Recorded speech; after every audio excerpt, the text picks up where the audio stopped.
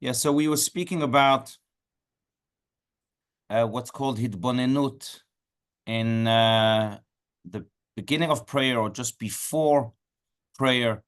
Hitbonenut is this idea that one has to contemplate God and his creation in order to arouse the love in God. We said that there were two ways in general to connect with God and to arouse our love with God, to fulfill the mitzvah, by the way, of Ahavta et Hashem Elokecha b'chol levavcha u'b'chol nafshecha u'b'chol modecha, to love God, which is what we say each and every day in the Shema, at least 3 times a day.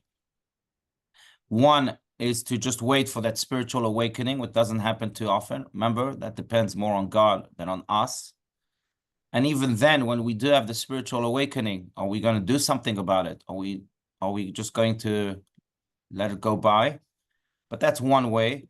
Another way, as we were speaking about and dwelling on last week, is really to focus our minds fully on God, on one attribute of God, one part of creation of God. And we spoke about that exercise that Rabbi Steinsaltz would encourage us to do. And that is to fix our mind on just one thing and block everything out for a few minutes. It's very hard usually, but that's what is required of us so that prayer can be as effective, to fix our mind by blocking everything else, just on one creation of God, one aspect of God. It could be a mountain, like the Camelback Mountain here, or it could be God's kindness, or it could be the gratitude we have towards God. But to fix our mind fully and uninterruptedly before prayer, and then delve into that and learn about it, maybe even more. Some people learn Hasidic texts, Kabbalah before prayer, in order to achieve just that ultimate connection. Because as we said, and then we'll continue, prayer is not about prayer really. Prayer is tefillah in Hebrew. It's about connection. Prayer means that there are two sides. There is a God that I pray to. There's me and there's God. But tefillah means something else completely. There's only one side, because I become one with God. And in order to achieve that, one really has to begin with the mind. So that's... I have a question. Yes, please. Is prayer, I don't know if I'm saying this correctly, but is prayer more effective when done in a community, or is it more effective when you, or when you do it on your own? Is that okay? Or how does that work? Like, so that's a great question. So we are promised by Ezekiel that he has a verse that El Kabir Lo Imas, which means that God will not reject the prayer of the many, which is why we have communal prayers every day with a minyan, at least a minyan. And it's, you know, on the most simplistic level, it's like children coming together to ask their parents something.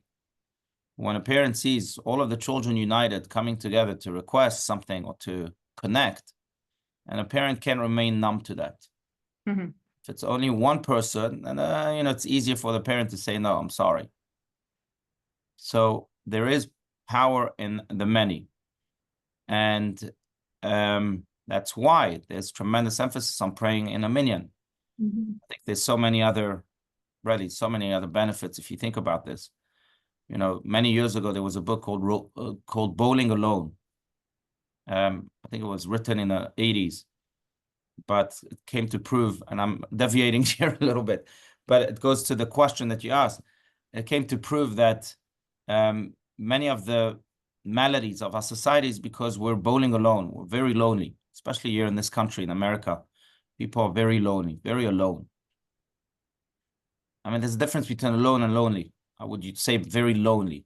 That's why I don't quite agree with the title of the book. Should have said bowling lonely, not bowling alone. But when we come together as a minyan, then, and by the way, it's one of my greatest pleasures as a rabbi. I see that joys are doubled, and God forbid, sad moments are halved.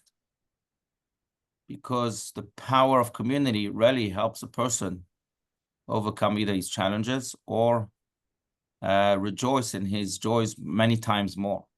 So there's benefits like that. And it, by the way, it affects the health of a person, the mental health of a person, affects the mood of the person, many, many areas in a person's life.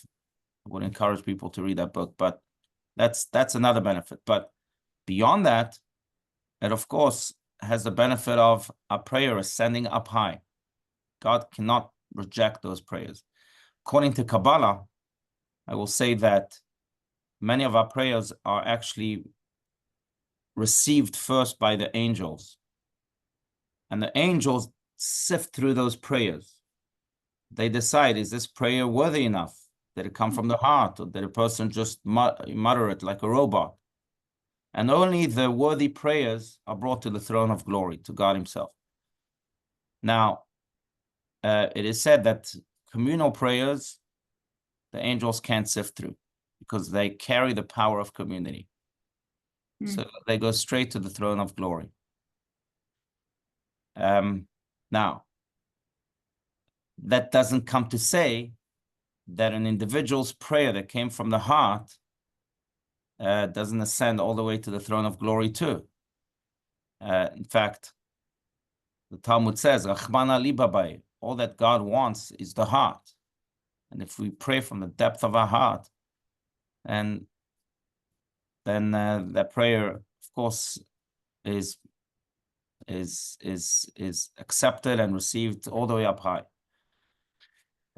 But still, there's power to community prayer, as mentioned. Yeah.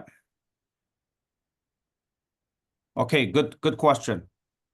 Let's continue. Let's continue where we left off, like you said, Margaret, at the bottom of page 19.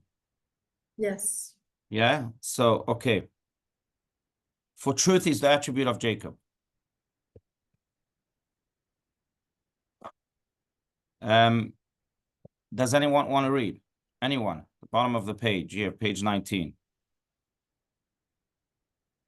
Anyone? I'll read.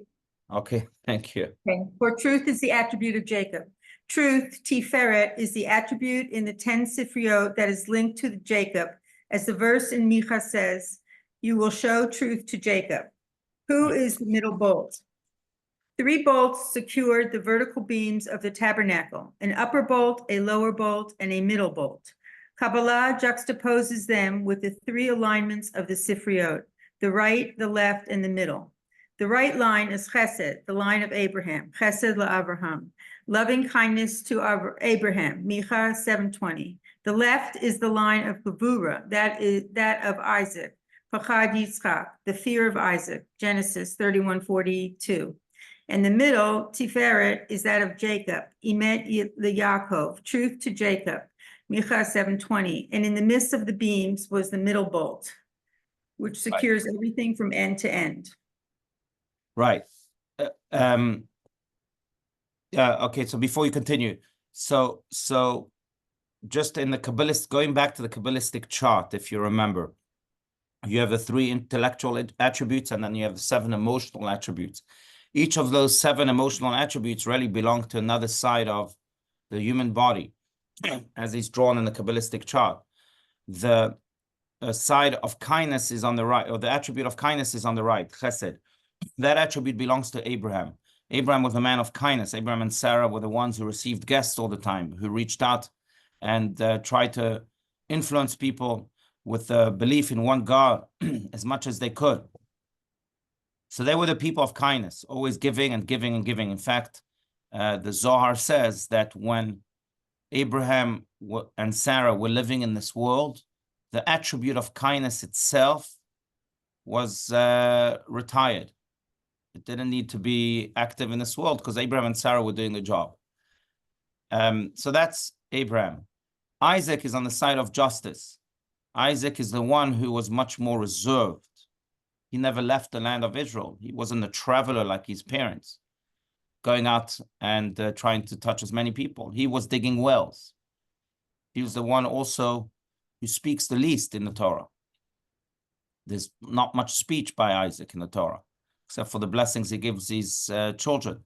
He's the one who focuses inwards. And that, in many ways, is the attribute of justice, that is the attribute of severity, of Gevurah, that in a way reserves itself, pulls inwards instead of pulling outward. or pushing outwards. That's Yitzchak. And then Jacob is the attribute of Tiferet, which is also translated as the attribute of Emet, of truth, as we are saying here. Tiferet means beauty. But it is also the attribute of truth, because if I only have kindness, that's not the true way to go. If I always say yes, eventually my yes destroys. Like a parent who always says yes to his child, right? You can't spoil your child all the time because that's going to destroy him. If I always say no, it's also not the way to go. If I always say no to my child, I've also destroyed him. So where's the truth? Where's the true approach? Where's the beautiful and truthful approach? And the in between, in Tiferet, where I know when to say yes and I also know when to say no. They come together. Sometimes my yes has to be blocked by a no, and sometimes my no has to be blocked by a yes. My willingness to say no has to be blocked by a yes, and vice versa. And that's where I can find truth. And by the way, Jacob embodied that quality the most. Jacob, our forefather, whose life was filled with fluctuations, a lot of chesed. He was loved by his mother. He was given almost everything, and his mother is the one who encouraged him to go and take the blessing from his brother. So she was the chesed part of his life, but he also received a lot of gevura, a lot of no's, a lot of haunting and hunting by his own brother who wanted his life, and then by his father-in-law, and we all know the story. So he had these two attributes that were very dominant in his life, and then from those attributes, he created a pathway for his children, for the 12, what eventually became the 12 tribes, to live in moderation, in between the yes and the no, or the chesed and the gevura. And therefore, we say, by the way, every day in the prayer of Uva Letzion, we quote this verse, that Titen emet liYaakov, chesed laAvraham, that you should give truth to Jacob. That's on the deepest Kabbalistic level. Now, some would say that when you live in a life like Jacob, then Titen emet liYaakov, that verse is really a blessing, that God should bless you with truth, because living a life like Jacob, in which you're all over the place and you have many challenges and fluctuations, creates a lot of confusion, a lot of fogginess. Some of us are in that state sometimes, maybe not during our entire life, like Jacob was. Jacob never rested for a second. His life was always filled with drama and chaos, including the eventual sale of his own son, Joseph, by his other children, right? Remember that? And then eventually reunited with him in Egypt. So anyway, it was filled with chaos. So when you live a life filled with chaos, what you need most is clarity. Clarity comes from truth. So Titen emet liYaakov is not just reflective of the attribute that Jacob owned, but it's also reflective of the blessing that God gave him. It's almost as if Jacob was saying, give me clarity, give me clarity. I'm going under through so much. I need truth. And I think it's a lesson for you to make it very practical for each and every one of us, that when we go through challenges, what we need to be asking for the most is clarity. Sometimes the inclination of the human being is saying, you know what, just get me out of here, escapism, fight or flight. And here Jacob teaches us the opposite. Now give me clarity to be able to deal with the situation, not to flee from it. But that's on another level. Titen emet liYaakov is not a statement. You can read it in both ways. You can read it as a statement, this was the attribute of Jacob, or you can read it as a blessing that was given to Jacob. You know, Jacob is one big challenge. That's why his name was changed into Israel. And he constantly fluctuates between those two modes. On the one hand, he's a Jacob who's a heel, who's maybe the underdog, like a heel, and therefore has to fight all the time. On the other hand, he's an Israel, a man who reaches a victory, which is what Israel means. But he's the only one, interestingly enough, of the people in the Bible whose names were changed, yet we keep using both names. Abraham, is not his original name. His original name was Abraham, right? Avram. His name was changed to Abraham, but once his name is changed, that's it. We only call him Abraham. Same with Sarai, who became Sarah, and we call her from that point on Sarah. And same with Yehoshua, Joshua, who was named Hoshea, but once his name is by God is changed to Yehoshua, we call him Jacob. His name is changed to Israel, yet we keep calling him Jacob. And then sometimes we call him Israel, and sometimes Jacob. But that comes to show that he represents that life of constant challenges and fluctuations. And for life like that, we need emet, we need truth, we need clarity. Not, not tools to escape or tools to fight. Let's have clarity to find a blessing within it, not just to deal with it. Anyway, so that's what this is saying here. Why are we speaking about Jacob, an attribute of truth? Because remember, the whole theme of this chapter, chapter 13, is to go to our very truth, to be guided by our truth, by our soul, which is truth. And in order to therefore better understand that, we need to understand Jacob. He was guided by his truth in spite of his fluctuations between the mode of Jacob and the mode of Israel. So that's that. Please feel free again to speak your minds, to disagree, add your comments. I'll add one thing about Jacob, and that is that even though, and I think it's specifically because of the truth, even though he had a life that was much more difficult than the life of Isaac, again, didn't leave the Holy Land, and his father and his mother, Rebecca, and even though he lived a much more difficult life than even the life of his grandparents, Abraham and Sarah, because once they kind of settled in Israel, and then it says, Vashem berachet Avram bakol, that God blessed Abraham with everything. He really never attained that level of blessing that his grandparents did. But on the other hand, and this is almost a promise that God makes, that if we can be guided by truth within our challenges, then we'll be creating wholesomeness. Through the brokenness will come wholesomeness. Where do we see that? Jacob had a complete family. All of his children, as King Solomon thereafter says, that his bed was complete. They each turned into a tribe that contributed to the future of Am Yisrael. Abraham and Sarah had a Yitzchak and Ishmael, very two different nations.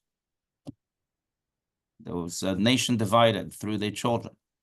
Same with Yitzchak and Rebecca, they had Jacob and Esau. But Jacob, through his brokenness, creates wholesomeness. It's a very powerful idea.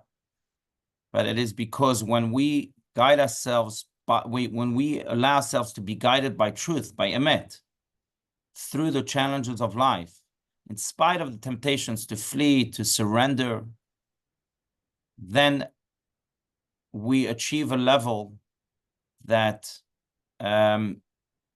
is as elevated as it gets, therefore as complete as it gets. It's the challenges of life that make us grow the most, to put it in a simplistic way. And I think we can all agree to that. If we look back at the times of our lives in which we were most challenged, those were the times, I'm sure, in which we grew the most too. Because it's through the brokenness that we achieve wholesomeness. But it depends, again, on our ability to be guided by emet, by truth.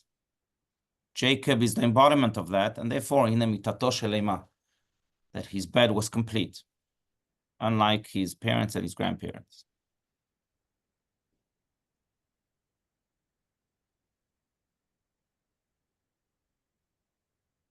I think it's true, statistically even, people who become success stories, so to speak, in their own routes is specifically because they came through challenges, right? I mean, I can give very stupid examples, but Albert Einstein was called slow in school. Steve Jobs was fired by his own company. The Beatles were told that they have no future in the music industry. Michael Jordan was kicked out of his high school team, basketball team twice. And we can go on and on. But it's specifically the ability to be guided by truth, to say, no, I'm sorry. I have an attribute that I cannot flee from. God gave me a gift and I have to pursue it. That created this wholesomeness, at least in a very specific area. And that's Jacob. That's the story of Jacob.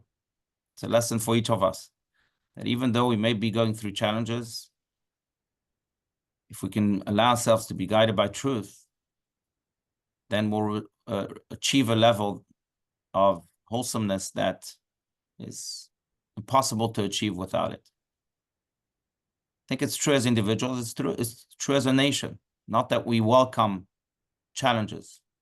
Quite the opposite. We ask God to stop. There's a powerful line that comes to mind, especially these days, by the Midrash, in which the Midrash says, Misha amar le'olamenu dai, yomar le'tzarotenu dai. Which means whoever said stop to this world, in other words, stop, that's it. You created already. It's time for Shabbat. After 6 days of creation, God, you said stop, die to this world. By the way, same word as dayenu, right? Die, you recognize the word. So too, God should say to all of the suffering and pain in this world, die, stop. So we don't welcome pain and suffering. We want it to die, stop.